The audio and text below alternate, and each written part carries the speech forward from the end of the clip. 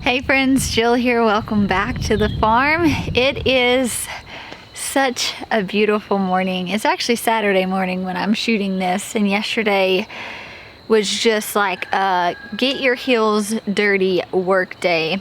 I started 288 more sunflowers. We planted out our first round of sunflowers. We prepped an additional sunflower space, potted up dahlias, put flowers out into the raised bed. We got horticulture netting all on our flowers here in the tunnel. And then the biggest thing happened. Oh my gosh, for me this was like signified that we are transitioning seasons, and usually I don't really feel that like transition until this one thing has been done, and now this one thing has been done and it like solidifies it. And we planted out tomatoes yesterday, and right behind me, I'm gonna try to move, we have got all of our cherries, heirlooms, and greenhouse varieties back here. And if you guys can kind of see, there's this jute twine hanging down, and I want to do some of this with you guys today. So I worked on the trellising system last night. I didn't get finished, and I thought, you know what, I'm going to stop and I'm going to show you guys, because this is a new way of trellising to me. And when we think about high tunnels, I know me especially, when I used to think about high tunnels, I used to think about like their purpose being a season extension, obviously, and being able to grow through the winter. But I didn't really think of all the other benefits that high tunnels had, as far as like having really efficient trellising systems. I would not be able to trellis my tomatoes like this, and they thrive as well if I did this out in my raised bed garden. You guys know I did a trellising system, Lord, for the last several years. I'll find the video. It was Trellis to Make You Jealous. I think that works really, really well outside, and I could kind of do this system in out in the raised bed garden, but it's just going to thrive even more in here because of the elements of the greenhouse, right? It stays warmer, and they're just gonna, these are greenhouse production varieties that I'm growing, and so doing this system, it's kind of like a lower and lean system, but not really. So I'm gonna do it, and then I'm gonna break it down and walk you through what I did. This is how we are trellising all of our tomatoes and our peppers. And so the difference between this and the Jealous to Make You Trellis video, Trellis to Make You Jealous video, is on that one we had conduit. So we had T-post, had conduit ran through the T-post. I would plant my tomato, and then I would essentially, you know, tie a knot, throw it over the conduit, and then it would be around the base of the plant. And I would take that twine, I was using tomato twine, and I would just keep circling it around the plant as it began to grow. It worked great. There were a few things I had issues with. Sometimes the strings would end up breaking and damaging the tomato plant. Sometimes they just got too heavy and it would break even the tomato twine. You're definitely having to like hard prune if you're doing that. And so this one, instead of taking the twine, or we're using jute for this instance, instead of wrapping it, we've got these compostable clips, and we have pruned them. If you guys remember, we decapitated our tomatoes and then they shot off those two. So now this is a 2-liter system. We're gonna take those compostable clips and we're gonna clip them on the twine all the way up. And then it's all compostable, so we can just like rip it down. We don't have to worry about plastic being lost in the beds, or anything like that. So I'm gonna turn you guys around, show you. For me, when I like walk in the tunnel now, like knowing this is how all of my tomatoes and peppers are gonna be, I feel pretty official, really. Like this seems like what someone would do, like who knew what they were doing in a greenhouse. So not to like toot my own horn, but I am feeling like pretty accomplished with this setup. So I can't wait to show you guys. All right, so the first order of business, Sean and I ran all of this pipe all the way across the top. We screwed it together. We've got zip ties. And then what we have done is we use the jute twine. Then each plant has 2 strings here, because as it branches off, you get a string for each leader. Some of these down here that have separated really well, it'll be easier to show you guys. Yeah, so here, these really split. So you can see they've got, you know, their little V. So this one will go here, and we'll keep clipping as it climbs. And then this leader will go here, and it will keep clipping as it climbs. Now, I do have dreams of doing a vegetable course in the future for like the intensive grower. And so I have been taking a ton of content showing really detailed you know, information and videos on this particular trellising system that I'll probably roll out in future months. Right now, this is just kind of an overview of what we're doing. So like I said, similar to the lower and lean, but not really the lower and lean. It's just a bit too hot here for us to try to do that. But I'm going to show you guys all you're going to need for this is scissors, pruners, something to cut your jute twine, and then twine. Now, I would encourage you guys, play around with your own trellising systems. Figure out what's going to work best for you in your region, in your climate that you're growing in. This is going to vary. For us, we live in Arkansas. I'm in Zone 7B. It gets super hot, super humid. We are going to be putting on the shade cloth on our tunnel, but still, I just need to be able to hard prune to allow a lot of air flow and circulation, so we're not dealing with a lot of disease in our plants. So I am super excited to try this system in the greenhouse. You guys know we're co-farming with Sean and his wife Melanie this year. He ran a organic farm for several years. This is a system that they used in their tunnel, so I know it will work well for the climates that we're in. And that's something too. I definitely just encourage you guys, if you're trying to figure out how to max out efficiencies and put these lean systems in place, having a mentor or a consultant makes a huge difference. I know Nathan and I have been very fortunate that Sean has been our farm consultant and mentored us through all of this, because there's just so many things that like we're learning, and granted, we've learned a lot. Like, I feel really confident in my knowledge, but just having someone like hands-on show me, you know, like Sean had to show me one time what to do, and then I'm able to do the rest of these beds. And so that's just really nice to learn a different way of doing things. It's actually going to max out yield and efficiency. It feels really good. So if you're in that season of needing just needing another pair of eyes, maybe you're needing someone else to be like, hey, what do I do? Look at a consultant, because I think it would definitely probably be worth the money you'd spend. At least it definitely has been for me and Nathan. So I know it's really bright. You guys, I woke up at like 5 o'clock this morning to come out here and shoot this video, and of course that didn't happen. So I've got that pipe that I just showed you. What I'm going to do is take hold of one end of the string, and I'm going to toss this over the other side.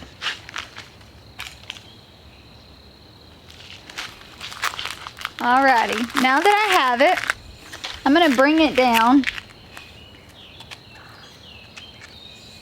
I'm just going to make a knot. Once I've created my knot, I'm going to cut the excess off.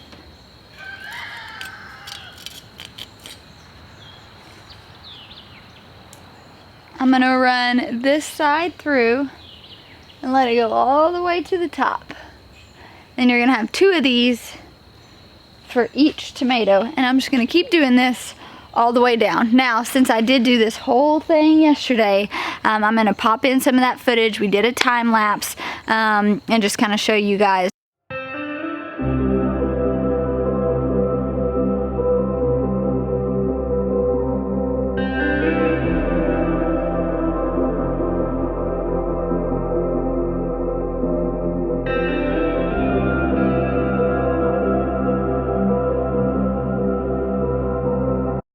Well, there you have it, folks. How simple was that? And now I just feel like a pro. So the cool thing is too, we're gonna do the same trellising technique with our peppers. And so our peppers will get like, gosh, probably as tall as I am, if not taller, by doing that. And then, like I said, as each leader begins to grow, we'll just take those compostable clips and clip to the twine and go all the way up. And so the hope is when I come in here in a few months, we're just gonna have the tomatoes continuing to climb. I've been super impressed with the soil blocks. I know I've talked about that with you guys a few times. I was kind of on the fence, I'm not sure, but I'm telling you, just the starts that we transplanted out are healthier, they're stronger, they were really easy just to hold and like pop and plant. Like that really wasn't that big of a deal. That was one thing I was worried about, is what I transplanted my peppers and tomatoes into were those big single soil blocks. They're like 4x4x4. And I just thought it was going to be hard to hold. I thought it was all going to be crumbling and falling apart. And I was really pleasantly surprised that that was not the case at all. So we officially have all the tomatoes in. I've got a little bit more work on the trellising system, but man, it feels really good. So the color on these are great. They're healthy. Once the 2 strings came down, I just tied a knot, and then we took a staple, like one of our landscape fabric staples, and put in there just to kind of secure it. But check out all of these babies. It feels so good, you guys. So I have not even showed this to Nathan yet, so I'm gonna call him, see if he'll come down here and kind of let you guys see his reaction to it. This is the first time we've done anything like this, so I think he's gonna be pleasantly surprised at how well it looks. Hey, Brady. Hey, can you come down to the tunnel for a second? Sure. Okay. Do I need to be presentable? You need to be presentable, yes. Okay. Okay, bye. That's when you know you're a vlogger's husband right there. All right, so real quick while Nathan's headed down here, a few things I want to talk about. This is so hard too. I'm like in the last week of writing my book, and I'm not really at liberty to give a whole lot of information about like the title of my book or really what's in it. It is a book about farming, and a lot of what you see on our farm is a lot of about what I'm talking about. And I just got done writing about different structures and things like that, and so I know for me, a high tunnel is something I always dreamed of. I knew how important it was, and then being able to grow in one for a full season now, it's just really even expanded my love for a high tunnel, and just thinking about how I can add more high tunnels to my property to continue to max out yield. But one thing that I think is really important to note is if you are growing in a high tunnel, a cat tunnel, a low tunnel, any type of tunnel like that, and you're wanting to grow with the seasons, this is where I think there's a lot of misconceptions. Just as I talk to people, I hear a lot about this, like, oh, well, I try to grow tomatoes in winter and they didn't do nothing. Well, that's because you're trying to grow tomatoes in winter. They're not supposed to like thrive in that environment. Granted, I still had tomatoes in here until like November and they did fine. But if you are using a high tunnel, if you are considering buying a high tunnel for season extension, think through growing with the seasons. When you are planting it for fall and winter, plant things that love the cold and can withstand those temperatures. If you are planting for the summer, pick those, greenhouse varieties that do good with the high humidity, that are disease resistant. Make sure that you have some sort of hard pruning in mind. Make sure that you're choosing a greenhouse, a cucumber variety, because they were created to withstand the conditions of a greenhouse with not being pollinated as much, with just the high heat, high humidity. Even with the shade cloth, we use a 30% shade cloth. It still gets really hot in here, right? We're still needing airflow to come through. And so I've just been talking to a lot of beginner gardeners actually saying and telling me, hey, I want a high tunnel on my property. Like, what do you think about that? Can I only grow in it in the winter? No, absolutely not. We will use our high tunnel. We do use our high tunnel year round. That is one of the beauties of having one. But I do think that you'll start to see a bit more success when you start growing the appropriate things within their appropriate seasons. And so that is a large reason of why we chose greenhouse hybrid varieties this year. We do have heirlooms, but a lot of our heirloom tomatoes, like the ones that I grew for my papaw, the ones I bought some from my friend Lauren over at Berkey Farm, we're actually going to be putting those out in the raised bed garden because they're going to do better in there. They weren't designed or created to withstand the elements that they might face in here in the greenhouse. And so just know that there's a place for everything. When you're selecting seeds, keep those things in mind, because I do think it'll help you have a more successful season. Hi. Hey. You officially made it out here. I did. Somebody called me and said I need to come down to the high tunnel presentable. Oh no, they heard the conversation. Oh, did they? You asked, do I need to be presentable? I didn't know what presentable meant in your eyes. Well, you know, I was still in my jammies making pancakes. So. Yeah. Well, I want to show you the system for the tomatoes and peppers. So I kind of expressed to them this is a system that Sean used on the ranch that he managed. Okay. It'll be really good for the varieties that we're growing. We have to like hard prune just because like the high humidity and things like that. We don't want to deal with any sort of disease in the tunnel. But I'm feeling pretty pro if I'm being honest. Let's see this. All right. Anticipation's killing me. Anticipation's killing me. Watch your step. I know. I don't know. Why you? Because I want your reaction. I've worked really hard on this. Don't trip. I know. Walking backwards is not my area of expertise. Wow. What do you think? Looks pretty stinking cool. Do you want me to explain it to you? Sure, babe. Alright, so we ran the pipe up along the top and we've screwed it together. And it's not really screwed in, it's just there for like support for the, oh man, those stinking pigs. I don't know if you guys can see that, but the pigs just tore the gate and made it over there with the chickens. Alright. This is really cool. Okay, so we ran the pipe along the top. We took the jute twine because we bought compostable clips. So when we're done, we can just like yank it from the top and all of it is compostable. So we don't have to worry about plastic clips breaking off with the heat and then getting lost in the soil and like that plastic will be in there forever. So obviously we don't want that. So we've got 2 jute strings per tomato plant. Except for the... Yes, that's because we decapitated them and put them towards to a 2-liter system. So down here, you can see it pretty well. I'm going to walk over here and show you. Like this one? Yeah, so I haven't done any of these yet, but this has, like this is split to the 2 liters, so I've got 2 things. And then what I did is I just tied a knot and then we put a staple and just put them down to kind of keep them in place. And then as they grow, we'll take those clips and we'll just clip each liter to each side. And they're supposed to be that loose? Yeah, they'll be fine. Cool, cool. I like it. And this is also what we're going to do with the peppers, but we'll just do 1 string because we never prune those. Yeah, this is pretty cool, babe. Looks really good. I think it's just going to be super clean. And then the best thing is we're not having to, like with the other trellising system we did, I'd have to get in the bed, I'd have to drive T-posts, we'd have to lay conduit, we'd have to get the PVC T fittings. Yeah.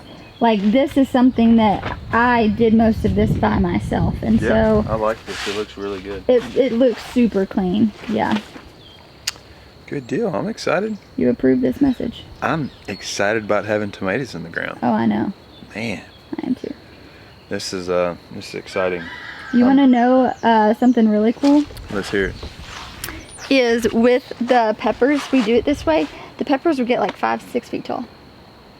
If you give them support, they'll just keep growing. No kidding. Isn't that cool? Pretty cool. Pretty cool. And then we got all of the netting on all of our flowers. Yeah, that looks good. Yeah, we still got to do it to the snapdragons over there, but I was a bit worried. Yeah, that's gonna be tough. I know, and I may not even do it. We've only got maybe a month or 2 left of the snaps. I just don't know that it's worth trying to do that. We don't need any high winds. Yeah, and if we do, we'll just come and lower the walls down. So what's going in behind the snapdragons?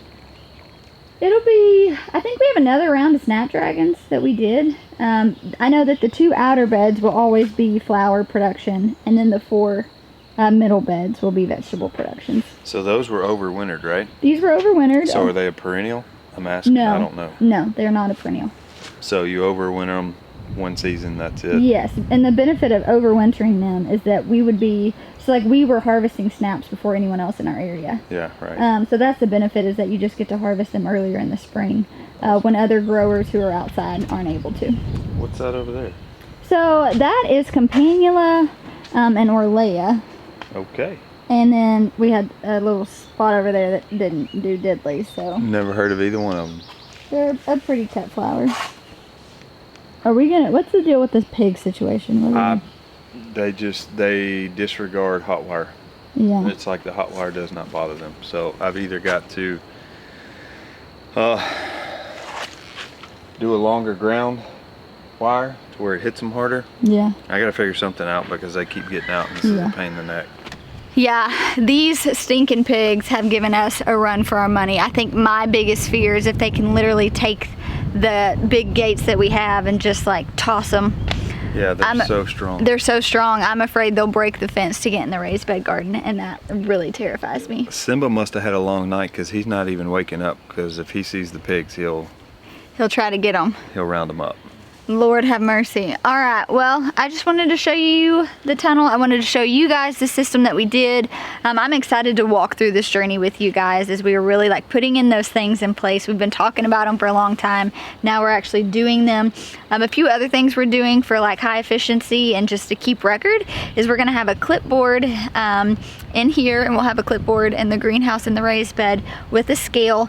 We'll have all of our crops written out on them, and when we harvest, we will immediately weigh them and jot it down. I shared that with you guys in my last video, how much cabbage that I yielded, and so this will really give us a good idea on how much we are yielding from our heirlooms out in the raised bed versus our hybrid greenhouse varieties in the high tunnel. So I'm excited to have that for record and just to kind of share with you guys as well. Cool. I didn't even know you were doing that. Yeah, pretty excited about it. But thank you guys so much for hanging out with me. We got some pigs to corral. I did not wear the right shoes for this. Send help, please. Send help. All right, guys, thanks so much for hanging out. We'll talk to you soon. Bye, guys.